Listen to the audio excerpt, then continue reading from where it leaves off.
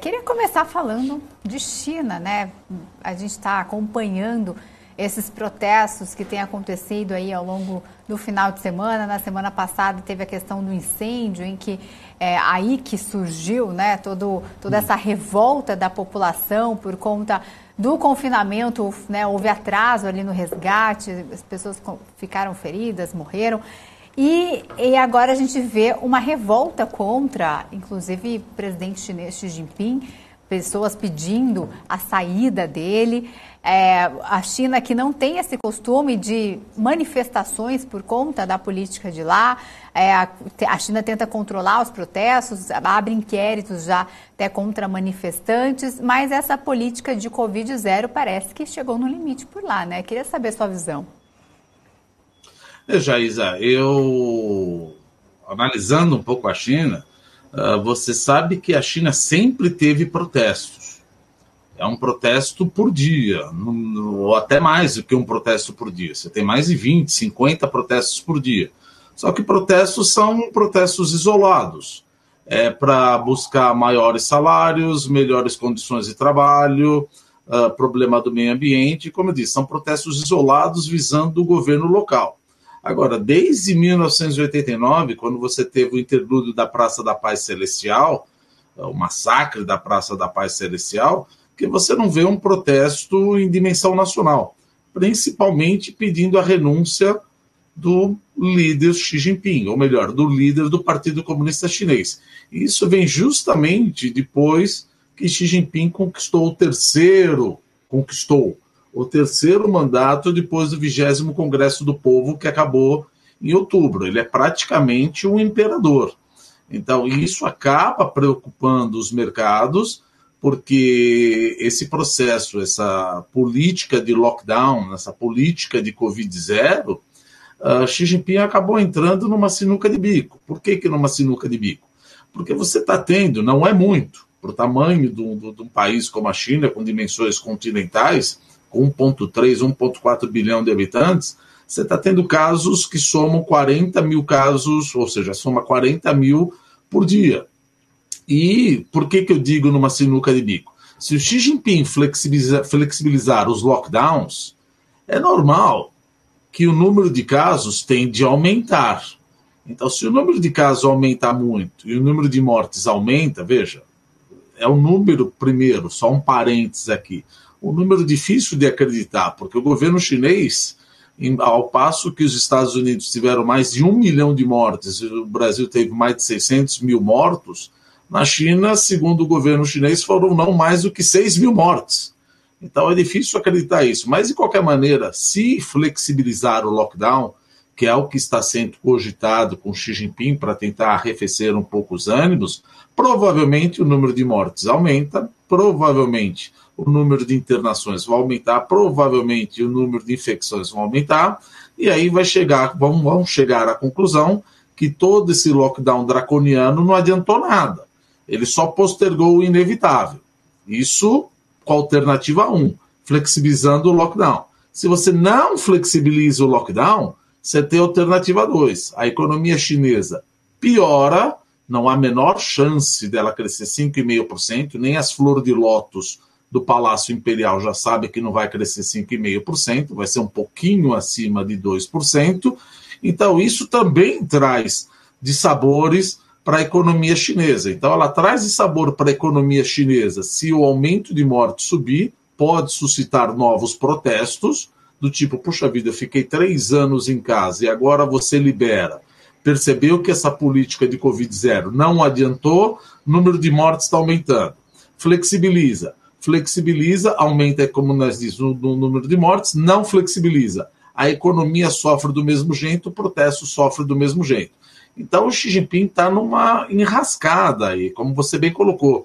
O incêndio na cidade de Urumqi, lá na província de Xinjiang, que é uma província islâmica, foi o verdadeiro gatilho desses protestos. Por quê? Porque esse incêndio, segundo relatos, eles não conseguiram controlar o incêndio justamente por causa do lockdown. Ou seja, foi difícil do bombeiro chegar. E isso suscitou tensões em pelo menos 10 cidades, em Xangai, em Beijing, em Nanjing, em Wuhan, onde começou a pandemia, em Chengdu, em Urumqi e Guangzhou. Ou seja, são cidades grandes que envolvem aí mais do que 60 milhões de pessoas.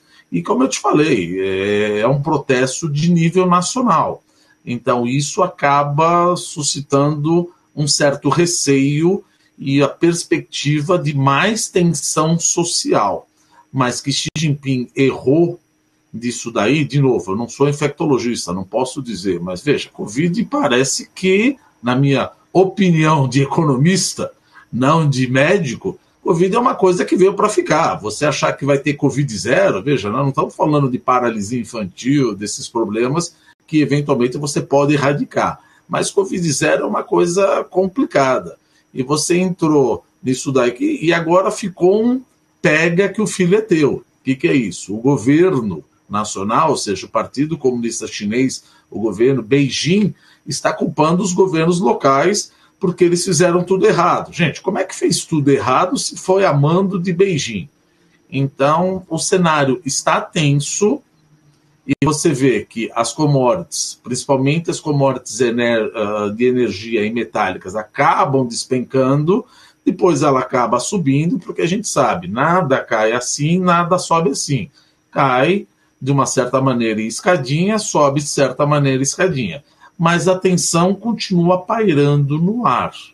E como eu insisto, eu nunca vi, já analisando, morando, etc., eu nunca vi um protesto na China continental. Já vi em Hong Kong, já vi em Taiwan, mas um protesto na China continental pedindo a renúncia do partido, do líder do Partido Comunista Chinês, que é tido ultranacionalista e está liderando com mãos de ferro, isso é complicado não só geopoliticamente, politicamente, mas pode suscitar um problema gravíssimo e também economicamente, porque a China não vai crescer tudo isso e isso acaba impactando vários mercados, não só o mercado, falando da economia real, que nem nós estamos falando agora. Os Estados Unidos já tendem a crescer menos, porque a taxa de juros, os Federal Funds Effective Rate, deve bater, para mim, na minha opinião, 5 a 5,25%. A Christine Lagarde deve subir mais ainda a taxa de juros da zona do euro e também os líderes dos países da União Europeia devem subir juros, então você vai ter uma desaceleração de crescimento nos Estados Unidos, uma desaceleração de crescimento na Europa já contratada e agora, quase que evidente, mais desaceleração na China. E isso acaba prejudicando o mundo inteiro, inclusive o Brasil, porque o Brasil ele tem a China como seu principal parceiro econômico. E isso prejudica. Se continuar com essa coisa draconiana de lockdown, prejudica as minhas exportações de minério de ferro e petróleo. E petróleo, vamos deixar claro, não é que eles estão consumindo bem menos petróleo. De fato, eles estão consumindo menos petróleo. Mas ao invés de comprar do Brasil, como eles são agora, entre aspas, aliado da Rússia, eles estão substituindo a demanda de petróleo que comprava do Brasil, comprando da Rússia, para ajudar a Rússia a enfrentar as sanções do Ocidente. Então, resumindo, a tensão eu acho que não vai ser dirimida rapidamente. Xi Jinping prometeu fazer uma coletiva, se é que isso pode acontecer, uma coletiva de imprensa, para flexibilizar. Mas se você flexibilizar, o que você precisa é de mais vacinação. Só que Xi Jinping e o Partido Comunista Chinês insistem, de novo, no auge da minha ignorância médica, mas eles insistem em usar apenas a vacina chinesa. E a vacina chinesa, segundo consta, ela não protege adequadamente os mais idosos. E 60% da população de 60 anos ou mais não tem a vacinação completa. Então, o que acontece? Se a vacina chinesa acaba não protegendo, seria melhor você importar vacinas de outros países do Ocidente, dos Estados Unidos, a AstraZeneca, a Janssen, etc. Mas pelo lado nacionalista de Xi Jinping e pelo lado de geopolítica do tipo, não vou dobrar os joelhos por uma vacina vindo do Ocidente, eu procuro trancar todo mundo em casa e fazer com que o vírus simplesmente desaparece. Isso, depois de 3 anos, parece que, tom de ironia aqui agora, parece que não está funcionando. E, de novo, Xi Jinping entrou numa sinuca de bico que acaba, infelizmente, batendo nos mercados e dá essa bruta volatilidade no preço de commodity e preço de ação de mineradora. Por outro lado, eu continuo sendo muito mais animado, estar mais animado em relação a commodities agrícolas. Porque a China, apesar de tudo, ela não pode ficar sem alimento. E o Brasil, entre outros países, é o principal fornecedor de grãos e proteína animal da China. E a China está mudando o modelo de crescimento econômico.